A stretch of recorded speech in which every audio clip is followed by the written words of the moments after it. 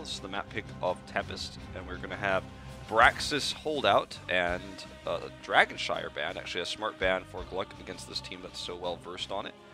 So our first map, Sky Temple, but Volskaya is oddly enough available. And we still did not have a Volskaya game in Korea yet. Yeah. So we played. Don't know if we ever will. I'm sure at least one of the team is thinking about a crazy strategy, you know, because no one else is choosing it and always banning Volskaya. If the team if I have to guess, I'm guessing Blossom or maybe even Tempest now should be thinking about it against against Ballistics or PSV Black. I think it's going to be a good match, but game 1 we're going into Sky Temple. Alright, so Sky Temple it is. Map choice of Tempest. This means that it will be GLuck's the first ban. Abathur will be removed, followed by Hanzo. Now, Greymane has, again, always occupied this spot when the Shimada brothers both are banned. GLuck will make the choice to grab Genji.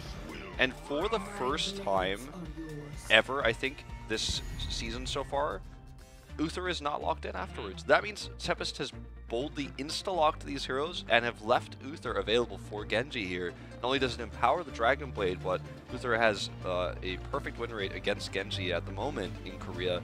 It just feels like Tempest has already thought of a different response here because they're so willing to give the Uther over, and I think GLuck is thinking, well, that's not what I expected. I thought maybe they had a plan against the Uther, that's why they banned the Abathur. And now, you know, they're pausing here saying, like, is this a trap? Like, what is this, you know? This seems way too obvious that they want us to pick Uther. They have something crazy here. What do they have? Well, in the waiting room, they were talking about Furion a little bit, even Lucio. They even though it's 0 and 10 in Korea, 0% win rate, guys. Only in Korea, though. It's not too bad back in NA and EU. So maybe they're just thinking of a Lucio. If it's banned, I think going towards Malfurion or Stukov is even okay. But Malfurion is a hero that Hyde does not like to play at all. Yeah. We'll see how they go with this. Of course, if Sign says pick Malfurion, Hyde just has to say, okay, I'll just do it. But well, it's not his preferred hero, so I don't know what's going to happen here. Well, I don't think we're going to see Malfurion. Obviously, he can lock Genji down if the roots are placed correctly, but Uther's Cleanse can just easily allow Genji to escape. Tempest is going to dominate the solo matchup. They have Sonya already that want to ban away the Dahaka, and with the draft of GLuck right now, it's not reasonable to pick up materials, so they could actually... I feel like Tempest can pick material if Malthael is picked for GLuck, is what I'm trying to say. Like, there's no way, unless GLuck bans material right now, that they can realistically run the Malthael. So if they ban the Tyrael, it'll make it pretty obvious to us like that is their plan, because Tyrael's sanctification just simply ruins Malthael in terms of team fights. I know we talk about that. We talk about Imperial bans for Malthael all the time, but we don't really explain it. But obviously, Tyrael's sanctification counters Tormented Souls, and when you're talking about Malthael, he dominates the lane, but he can also be a bully in team fights when given Divine Shield from Uther. So Tyrael just mitigates that damage with the sanctification while also empowering Greymane and Sonya. So I think the Tyrael ban is actually pretty reasonable here, given the scenario that we're in right now. Yeah, I think you're right on the money there, because there's also Luke, who's on fire tonight. I mean, it makes sense, right? Like, yeah, it's a better one compared to the support. There, you can ban Lucio or you can ban Rehgar, Stukov. You can't really guess which one's going to be the right one. So going around towards the tank, I think you just had the idea there. Yeah, I mean, it's one of those things where it's like, this isn't rocket science, right? If you think about it and look at the comps for a minute, you realize, like, wow, Tyrael's so good with Sonya and Greymane, and if we get Malthael, we can dominate the lane, but Malthael's not strong if they have the Tyrael. It's going to be Falstad coming in here, so Tempest has been the only team to really prioritize Falstad in Korea. Not even as a 5th pick, they're willing to bring Falstad out before their last one. It's kind of surprising. Yeah, kind of a niche pick. I think they're trying to really make their color here as bringing Falstad all the time. I mean, trying to force on a cocoon. When there's a cocoon, they can also disengage perfectly. Yeah. I'm seeing flashbacks though, GClef. Like, do you remember the heroes when Tempest won the 2016 Global Championship in Sweden? There were 3 heroes they prioritized in almost every game. The middle 3 right there. Sonya, Rehgar, and Falstad, the Holy Trinity, we called them back in that time, and this is not the first time this season we've seen them run these 3 heroes again back to their comfort picks. Lockdown on the Falstad, Hyde on the Rhaegar, Dami on Sonya. That was the way it was. That was how they won their title. Dami, of course, occasionally flexing to Greymane, which he could do in this comp as well. We are literally, if you added Tyrael to this, we are looking at the game-winning comp from the last game, Game 5 versus HGC, okay? So this style is a style that suits Tempest so well, and it doesn't feel cheesy because this is a comp they've run so many times. Now, surprising with the Tyrael ban, they actually go with Leoric over the Malthael. Probably because they know that Falstad can lane swap up there, and Tyrael and Malthael will not be able to do what they wanted him to do potentially if they were going to draft him. So just looking for a tankier pick here. And we also saw Leoric working as a way of making a wall so that Greymane and Sonya both cannot come in at the same time. And that worked okay yesterday. Let's see how well GLuck can pull that out with Anubarak. And also Taika's also being used in other regions a lot more now, not just in Korea. First Taika's, I believe, came out yesterday night in Europe. Yeah. I like the comp of GLuck actually a lot.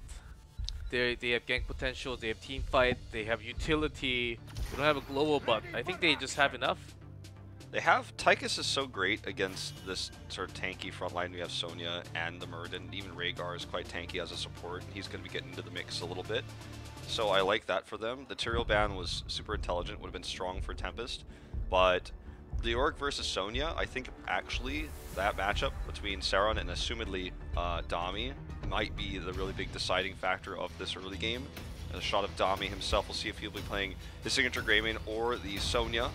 In crazier times, we had seen Lockdown flex to Sonya back in 2016, but I don't think that is going to be the case in this series. We've got a lot of fans here tonight for this matchup, some Tempest fans bringing signs here, as you can see, but I feel like this this match, I think Sauron, he has to kill it. He has to do well. He has to rotate quickly. His Leoric has to be on point. That will determine the macro of this because both teams have fantastic team fighting comps. All right, let's find out who he is playing. It's actually going to be good on Sonya here, as you can see. And Dami will be playing the Greymane, so you might even see Dami build. Nope, not going to be Dami build. Rip, he locked in the cocktail. Yep, cocktail is the best way now, and it's, I think it's all settled now. Cocktail is the best one, and it's going to go with that. No more Dami, old way of style. No getting those stats, but good actually is a good. He used to be solo lane a lot, even when he was back in Zeratul sometimes, just roaming around. And I think they just have enough with Moradin now instead of Tyrael. They can even have more gank potential. So look at them going aggressive here as the double wolf just runs in. This works because they have Falstad. They controlled the watchtower for long enough to force GLuck to kind of respond to the lack of vision. And then they were able to make that damage happen. Lockdown trades, obviously, his cooldown for the healing well for this, but it's definitely, I think, worth it, given that he is a highly mobile hero and is not going to need that anytime soon. So, yeah, we talked about Good, and I mean, Good and Reset together. You're talking about Zeratul. They like actually kind of revolutionized how Zeratul was played in Korea by making him a solo laner and not a ganker. He would just literally sit in the top lane, but would roam around only when it was appropriate and trick his opponents by making them confused as to where he was and controlling vision. It's going to be a different story here with the Sonya, but can use the Sonya actually to kind of frustrate Leoric in lane. And it's a really skilled matchup actually, Sonya versus Leoric. It's like one of those matchups that if you're watching first-person view, like go watch it and see like what both players are trying to do. It's really amazing to watch. They're having a 4v4 as Sonya is coming down first. Let's see who gets to take this camp as Genji is just going in and out a little bit, trying to take. This is Sonya's playground, man. Look at that. Spear connects. Whirlwind's going to give so much healing here. GLuck is staying, and I'm not sure why. DPS coming through from Overlord, but Lockdown still has his shield available. This is going to be a full team wipe. Not a single kill on the side. He knew like he was going to be fine. He knows the numbers. He knows the DPS. Literally a full team wipe, an ace, 5 kills for Tempest for an unrealistic invade. And to be frank with you, GLuck, on this map, I cannot believe they committed to try to turn that. They have possibly lost the game now. And that very rarely happens in Heroes where you could say a game is likely over at 2 minutes. Yes. But look at the map. Look at all the control of the map they have, all the lanes. They're pushing this bottom tower before anything has even really occurred, forcing everyone to be down. So they just have total control of the map. They have a full level lead. And GLuck could be lucky this didn't happen in about 2 minutes time, because they could boss off this at 4:30 if that full wipe had happened. I think you're right over there. And they did get a lot of kills, 5 kills, and maybe even more with Leoric. Once more Mego, not even close. 50% HP. But that was overcommitment, and I thought maybe they're trying to bring Leoric first, but Sonya was the one joining way before, even though the wave was not really favoring Sonya at all.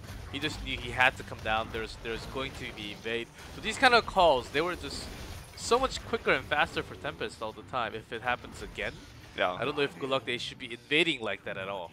So we talked about the potential kind of like solo swaps for Falstad, because obviously he's a global. So when this is happening, they can actually commit heavily to have Sonya fighting, because they take the top temple while pushing the lane with their 4-man, and they soak bottom. And because Leoric simply cannot fly across the map like Falstad gets so much extra soak, and they're willing to trade this temple to get an advantage. GLuck is trying to invade, but their failed invade of the temples actually cost them a lot of time. You can see that this temple time for them, they've done much less, which means Falstad can actually come up and threaten to get, they can try to double temple off this. Look at, that's how you do it, by the way. Relic, huge mistake by Relic. Lockdown just simply ignores the deflect. You never want to use deflect that early, or you will die in this case. Worst case scenario, basically, for GLuck. And Way too early. Also, they were trying to contest for the temple on top, so the middle temple was kind of delayed. I'm guessing Sonya will come down right after, so they can get the last 5 shots at least. They want more than that. They want kills. You're getting the first one, and that may just be enough with also Genji dead. So things have gone from bad to worse. To speak nicely, I think it went to use some to PR speak. GG, almost. GG perhaps, okay.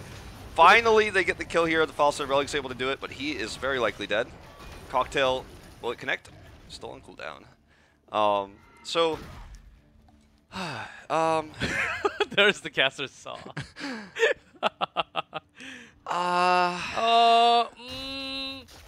So I get the idea of trying to gank Falstad, but the execution left a lot to be desired there by Relic, and had they gotten the pick on the Falstad, if you ever hear like Zeratul or Genji, sometimes people try to do this, right? But it was funny because Lockdown knew he was coming, waited, just sat there like calm, patiently, never like freaked out or even backed away, just like kept auto-attacking and then stopped auto-attacking during deflect and then used his barrel roll and got the kill. But yeah, had he gotten the pick there, it would have been a really cool move and it made sense, but Lockdown was just like not even concerned slightly. Then they stayed, lost the latter part of that temple. Now they've got 10 against them, and when Gust is available here, it's going to become super easy to control bosses, and they might even look to make a play for boss right now. In fact, yep, already there before I could even say it. So yep, level 10, they have all they need. They have the Gust to disengage the entire team of GLuck. They can't even, they shouldn't even be.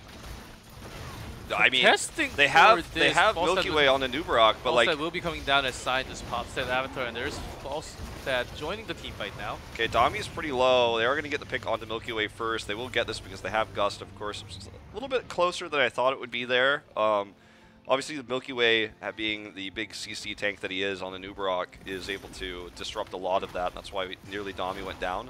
Even those small Gusts, gusting everyone except for Milky Way, like, so they could get a kill. Like, nicely done. They have the individual skills here. It's just getting outplayed by each member of Tempest. Yeah, I mean, Relic is like, he wants revenge, but it's just, I'm worried for him. It was a fight they should have taken, I think, but not everyone was on the same page. Like, there was a 3v5 fight against Heroics before everyone else arrived there. Heroic's not a word. 4 Siege Giant push with boss at 6 minutes 45. And this is a dead keep. Directly to the keep, and boss will be going down. So, oh, never mind. It's going to the fort. I forgot there was a fort remaining there.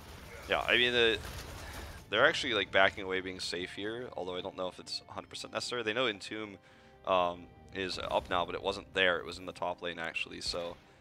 Better safe than sorry, I suppose, so they actually don't get the keep, but they are going to get this mid fort with the shots. Falstead flew up, and they know that, so they're going to collapse on this, knowing that Falstead can't come down. But wisely, Tempest just gives this away. They're going to take the camp instead. They can push top heavily, start to damage that keep wall. Like, GLuck is getting wins here and there, but they are tiny wins. And if this were an even game, this retreat to push top would be horrible for Tempest. But given that we're not in an even game, Tempest is just playing as safe as possible to close this game out with like no mistakes, no potential for error. And I mean, you have to respect that. Okay, Overlord down here, formerly known as Sands. They need to mount up and get out. Rotation comes down. Tempest just lets them get the final shots. Well, let's see. They now have the shield and the Dragon Blade coming out, and I think that can do some damage. But with the still has to be careful. Even that Dragon Blade might not be enough damage with Odin if it does not really hit the single target. Let's see how Ancestral connects for Tempest. I think they can have pretty good defense. Of course, the game is not over. Still very one-sided for Tempest, and they're just not making any rotational mistakes. Seems like we're just watching Sky Temple 101 from Tempest here. Yeah. Like, this is how you would play this map against any opponent, basically perfectly. Just because they're mechanically more advanced than GLuck is. Like, it's everything looks perfect. It almost looks scripted, but there is no happy ending in this game for GLuck, sadly. Probably already thinking about the draft for game 2. Now, I don't mean to say that there's no point in trying, but try they do. Cleanse used early here. Fort's going down. Really nice Impale, but no follow-up damage. Remember that Lyric's not here. He is rotating down towards the Watchtower now. Whereas, meanwhile, Relic comes over here to clear these Siege Giants to keep the keep alive. I feel like in a game of Heroes of the Storm, as long as all 3 keeps are up for a team, there's always hope. But in this game, you know, GLuck is going to have to show us something we have never seen before in order to get into a position to come back in this game. Now, we're at double temples here again. They need to do more than trade, or they will lose a keep. And trying to use this camp to try to control the bottom temple, not even going to happen. Tempest smells this a mile away. They also know that they're going for the top cam, and they lost the positioning sign, taking some damage from Tychus. One of the best things to cook in, but Overload also has to be careful his positioning. They're going to lose the camp, but they're going to start the team fight at 13. They're going in Cleanse, but Ancestral connects on Dami. Okay, this is the synergy between Hyde and Dami here. Great Ancestral. Do you see Relic doing a lot of damage? Divine Shield is already used, however. Sign pops his avatar. He's going to get out in the last second. Saren looks to be the first to fall in this team fight, and now out-sustained is GLuck as Anub'arak is dead. Overlord trying to kite back with his mech. Not going to be enough. Blue Beetle going to be the next to fall, and this might just simply be a 5-man wipe. Protected, by the way, is what Relic says as he gets out. But look at the push bottom. Look at the double temples. And, you know, if you want, go get a soda and then come back in about a minute's time. Look at the core explode. Toxic wolf. I am being toxic, but I think also realistic at the same time. I mean, realistically, that was a good fight for GLuck. They had a good Entomb, and the setup with Anub'arak's CC was actually really well done. Divine Shield used correctly as well, but we're looking at a talent tier disadvantage. We're looking at at the time, 3-level scaling disadvantage. Yeah, that too. So damage, in terms of damage, it's so much harder for GLuck to actually get the kill. There was nice Dragon Blade with the shield, but the damage was nowhere close to getting a kill. But let's say they're going in. This good gust. Great gust coming up from Lockdown. Okay, good. Just going to whirlwind himself to be healed here. Cocoon bursted. Hyde can drop down the heals now. There's the kill onto Uther already. And, I mean, Milky Way is trying to get out. I don't think he's going to be lucky. Lockdown targets him first just to make sure they get the full wipe. Good. Sustains through that. Healing Lockdown. Does he have barrel roll? Is he going to fly for it? 17 kills and level 17. 17 kills to 1. That 1 kill on the Lockdown is going to plague them forever, man. They also lost mid-fort, so not going to be a perfect game, but as close to it as you can get, you would say. Look, I know I don't want to go back to this, but, like, we're going to watch it in the highlight reels at the end of the day. Like the very first camp? The 2-minute, let's invade this camp that we have no business invading and our whole team dies moment was when this game was won for Tempest, and now they've just simply done everything perfectly. The Ancestral on Dami that they timed basically perfectly there was the most difficult and like closest, scariest moment for them in the entire series. And then once that was done, man, it's just been smooth sailing. GLuck gonna have to defend a talent tier with a talent tier disadvantage against boss with no keep to speak of. Last 5 temple shots coming through here. Falstead joins. Milky Way trying to be sneaky, looking for that flank, looking for the big CCs here, but knows how Tempest is already split. Sign smells him a mile away again. Sniffs him out, finds him. He's isolated here now because of the gust. And this is going to be the last team fight of the game. Divine Shield, well used here, but there's just not enough damage. The healing comes in. Genji's looking for the kill. Gets Sonya. Gets 2. Maybe even more. Relic does not have Dragon Blade anymore. He's going to go down. And they looked for revenge, but they got killed even more. And the boss is already on the court. Seems like this is game, Wolf. Yeah, Overlord's trying his best here to get some damage done, but the boss is on the core. They got 3 kills in total. Relic finally got his revenge on lockdown for those solo kills in the solo lane, but this is going to be game over. GG. Tempest will take game number 1 with a 22 kills to 3 final score. And Science smiles right next to the core as the team is having all the